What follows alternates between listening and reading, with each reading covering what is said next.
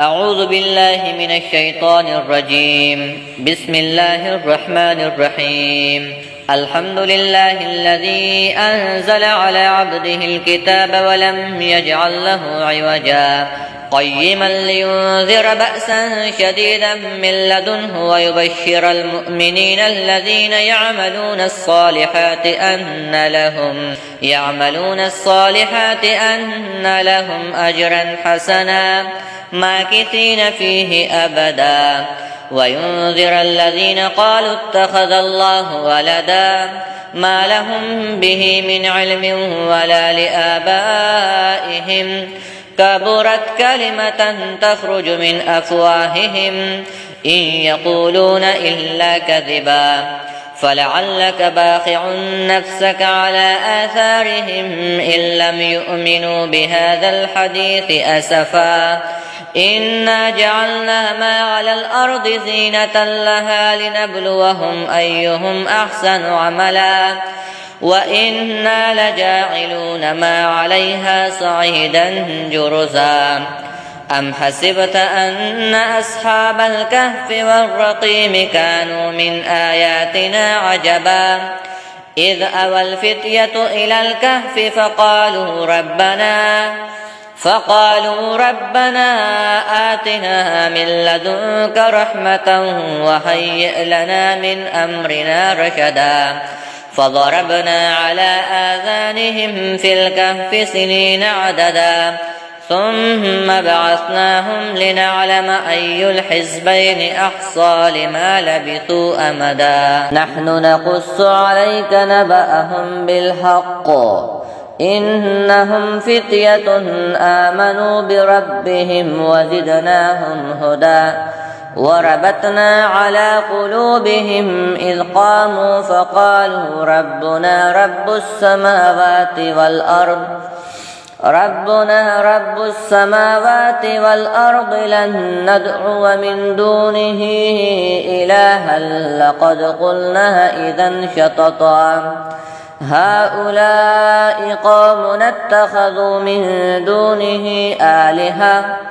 لولا يأتون عليهم بسلطان بين فمن أظلم ممن افترى على الله كذبا وإذ اعتزلتموهم وما يعبدون إلا الله فأووا إلى الكهف ينشر لكم ربكم من رحمته ويهيئ لكم من أمركم مرفقا وترى الشمس إذا طلعت تزاور عن كهفهم ذات اليمين وإذا غربت تقرضهم ذات الشمال وهم في فجوة منه ذلك من آيات الله من يهد الله فهو المهتد ومن يضلل فلن تجد له وليا مرشدا وتحسبهم أيقاظا وهم رقود ونقلبهم ذات اليمين وذات الشمال وكلبهم باسط ذراعيه بالوصيد لو اطلعت عليهم لوليت منهم فرارا ولملئت منهم رعبا وكذلك بعثناهم ليتساءلوا بينهم قال قائل منهم كم لبثتم قالوا لبثنا يوما أو بعض يوم قالوا ربكم أعلم بما لبثتم فابعثوا أحدكم بورقكم هذه إلى المدينة فلينظر أيها أزكى طعاما فليأتكم برزق منه وليتلطف ولا يشعرن بكم أحدا إنهم إن يظهروا عليكم يرجموكم أو يعيدوكم في ملتهم ولن تفلحوا إذا أبدا وكذلك أعثرنا عليهم ليعلموا أن وعد الله حق وأن الساعة لا ريب فيها إذ يتنازعون بينهم أمرهم فقالوا ابنوا عليهم بنيانا ربهم أعلم بهم قال الذين غلبوا على أمرهم لنتخذن عليهم مسجدا سيقولون ثلاثة رابعهم كلبهم ويقولون خمسة سادسهم كلبهم رجما بالغيب ويقولون سبعة وثامنهم كلبهم قل ربي أعلم بعدتهم ما يعلمهم إلا قليل فلا تمار فيهم إلا مراء ظاهرا ولا تستفت فيهم منهم أحدا ولا تقولن لشيء إني فاعل ذلك غدا إلا أن يشاء الله واذكر ربك إذا نسيت وقل عسى أن يهديني ربي لأقرب من هذا رشدا ولبثوا في كهفهم 300 سنين وازدادوا 9 قل الله أعلم بما لبثوا له غيب السماوات والأرض أبصر به وأسمع ما لهم من دونه من ولي ولا يشرك في حكمه أحدا واتل ما أوحي إليك من كتاب ربك لا مبدل لكلماته ولن تجد من دونه ملتحدا واصبر نفسك مع الذين يدعون ربهم بالغداة والعشي يريدون وجهه واصبر نفسك مع الذين يدعون ربهم بالغداة والعشي يريدون وجهه ولا تعد عيناك عنهم تريد زينة الحياة الدنيا ولا تطع من أغفلنا قلبه عن ذكرنا واتبع هواه وكان أمره فرطا وقل الحق من ربكم فمن شاء فليؤمن ومن شاء فليكفر إنا أعتدنا للظالمين نارا أحاط بهم سرادقها وإن يستغيثوا يغاثوا بماء كالمهل يشوي الوجوه بئس الشراب وساءت مرتفقا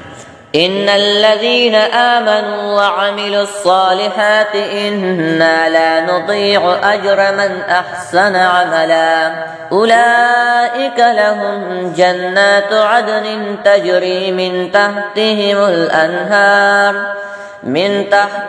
الأنهار يحلون فيها من أساور من ذهب ويلبسون ثيابا خضرا من سندس واستبرق متكئين فيها على الأرائك نعم الثواب وحسنت مرتفقا واضرب لهم مثل الرجلين جعلنا لأحدهما جنتين من أعناب وحففناهما بنخل وجعلنا بينهما زرعا كلتا الجنتين آتت أكلها ولم تظلم منه شيئا وفجرنا خلالهما نهرا وكان له ثمر فقال لصاحبه وهو يحاوره أنا أكثر منك مالا وأعز نفرا ودخل جنته وهو ظالم لنفسه قال ما أظن أن تبيد هذه أبدا وما أظن الساعة قائمة ولئن رددت إلى ربي لأجدن خيرا منها منقلبا. قال له صاحبه وهو يحاوره أكفرت بالذي خلقك من تراب ثم من نطفة ثم سواك رجلا لكنه هو الله ربي ولا أشرك بربه أحدا. ولولا إذ دخلت جنتك قلت ما شاء الله لا قوة إلا بالله إن ترني أنا أقل منك مالا وولدا فعسى ربي أن يؤتيني خيرا من جنتك ويرسل عليها حسبانا من السماء فتصبح صعيدا زلقا أو يصبح ماؤها غورا فلن تستطيع له طلبا.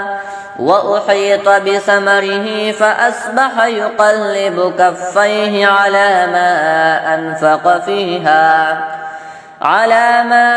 أنفق فيها وهي خاوية على عروشها ويقول يا ليتني لم أشرك بربي أحدا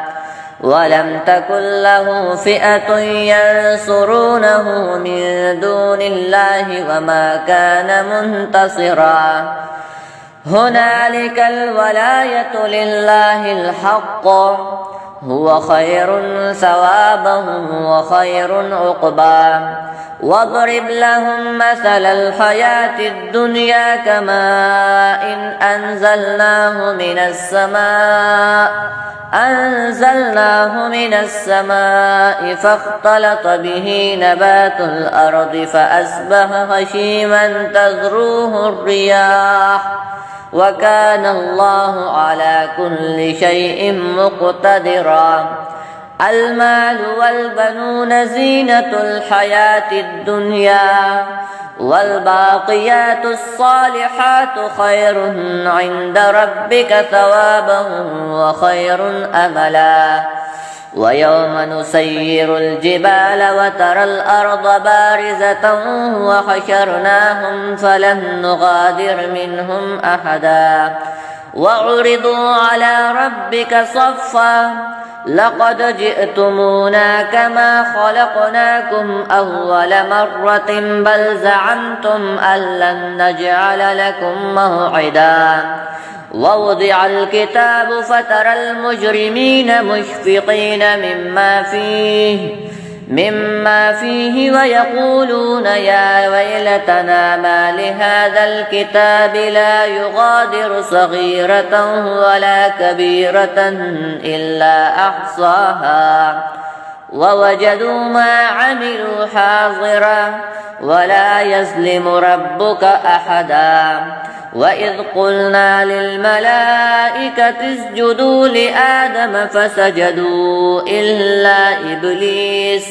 كان من الجن ففسق عن أمر ربه أفتتخذونه وذريته أولياء من دوني وهم لكم عدو بئس للظالمين بدلا. ما أشهدتهم خلق السماوات والأرض ولا خلق أنفسهم وما كنت متخذ المضلين عضدا. ويوم يقول نادوا شركائي الذين زعمتم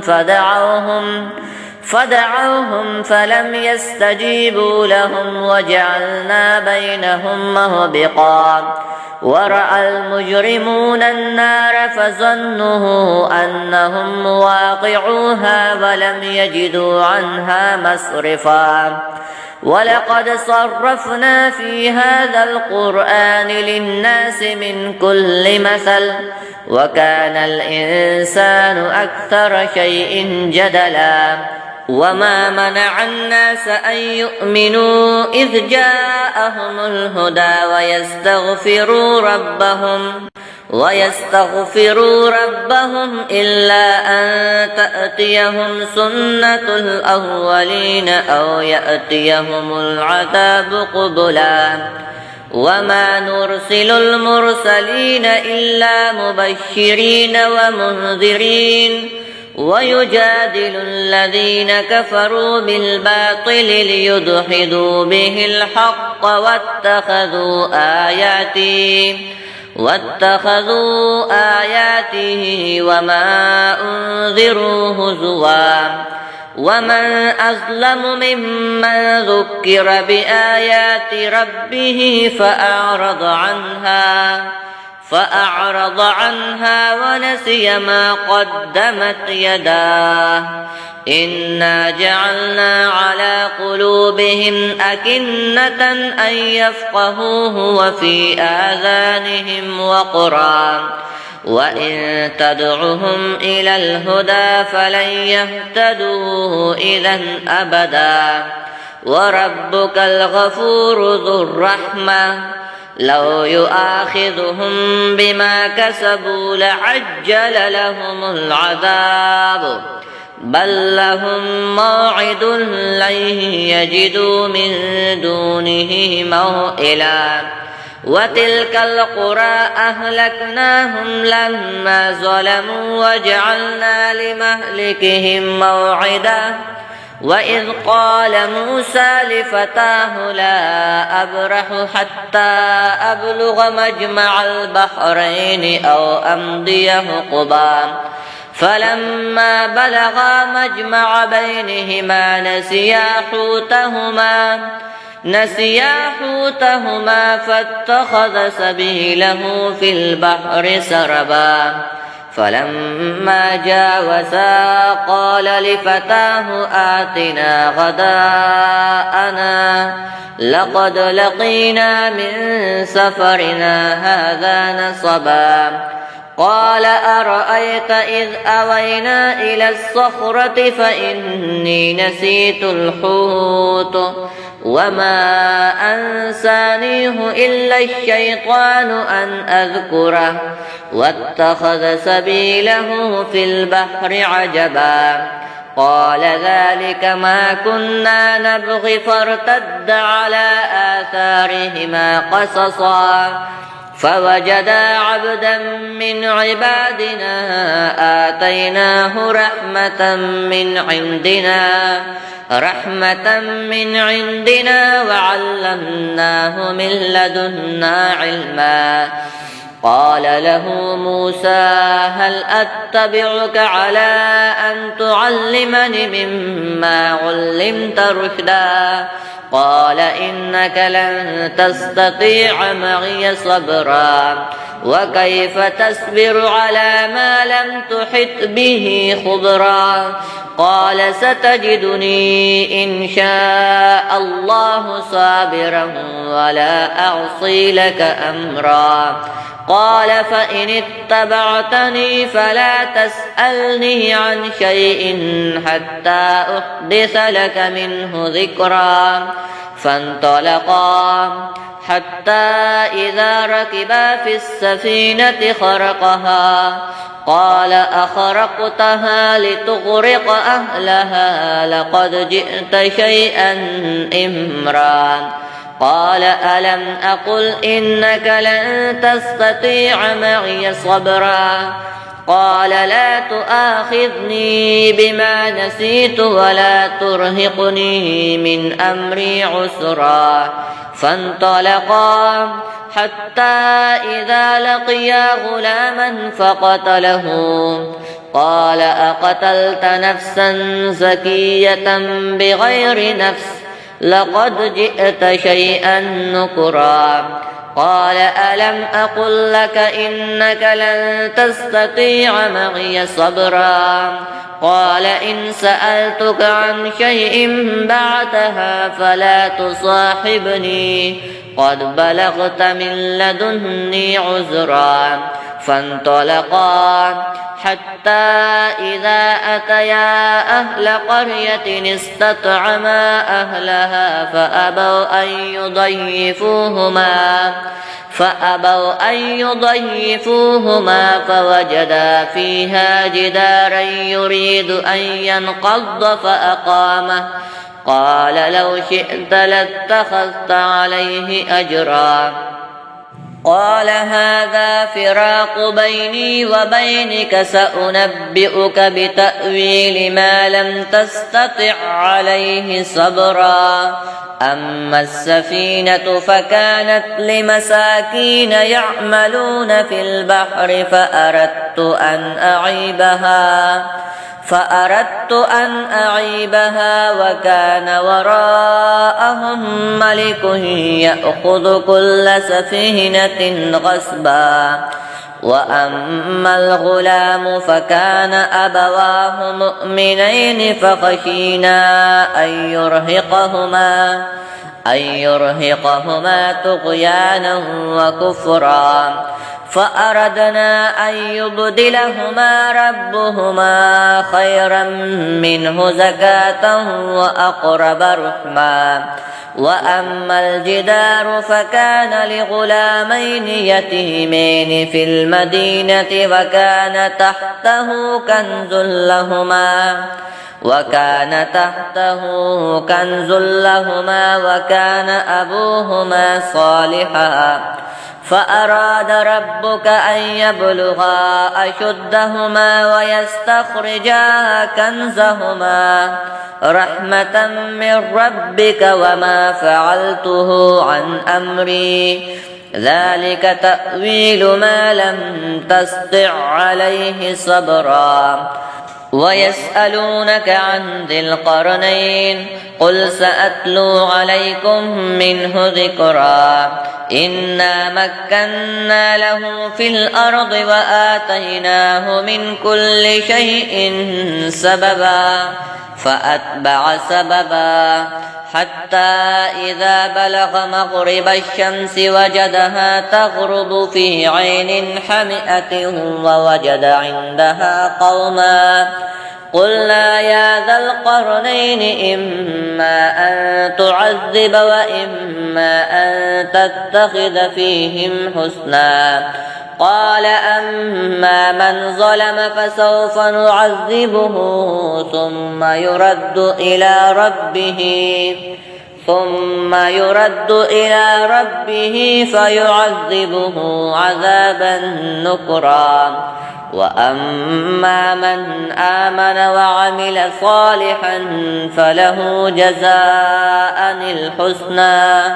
وسنقول له من أمرنا يسرا ثم أتبع سببا حتى إذا بلغ مطلع الشمس وجدها تطلع على قوم لم نجعل لهم من دونها سترا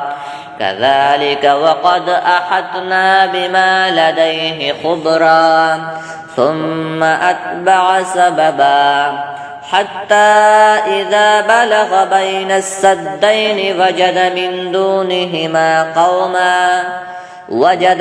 دونهما قوما لا يكادون يفقهون قولا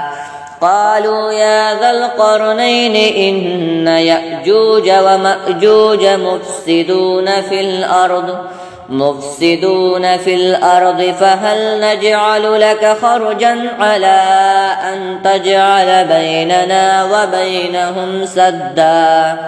قال ما مكني فيه ربي خير فأعينوني بقوة أجعل بينكم وبينهم ردما آتوني زبر الحديد حتى إذا ساوى بين الصدفين قال انفخوا حتى إذا جعله نارا قال آتوني أفرغ عليه قطرا فما استطاعوا أن يزهروه وما استطاعوا له نقبا قال هذا رحمة من ربي فإذا جاء وعد ربي جعله دكاء وكان وعد ربه حقا وتركنا بعضهم يومئذ يموج في بعض ونفخ في الصور فجمعناهم جمعا وعرضنا جهنم يومئذ للكافرين عرضا الذين كانت أعينهم في غطاء عن ذكره وكانوا لا يستطيعون سمعا أفحسب الذين كفروا أن يتخذوا عبادي من دوني أولياء إنا أعتدنا جهنم للكافرين نزلا قل هل ننبئكم بالأخسرين أعمالا الذين ضل سعيهم في الحياة الدنيا وهم يحسبون أنهم يحسنون صنعا أولئك الذين كفروا بآيات ربهم ولقائه فحبطت أعمالهم فلا نقيم لهم يوم القيامة وزنا ذلك جزاؤهم جهنم بما كفروا واتخذوا آياته ورسله هزوا إن الذين آمنوا وعملوا الصالحات كانت لهم جنات الفردوس نزلا خالدين فيها لا يبغون عنها حولا قل لو كان البحر مدادا لكلمات ربي لنفد البحر قبل أن تنفد كلمات ربي ولو جئنا بمثله مددا قل إنما أنا بشر مثلكم يوحى إلي أنما إلهكم إله واحد فمن كان يرجو لقاء ربه فليعمل عملا صالحا ولا يشرك بعبادة ربه أحدا.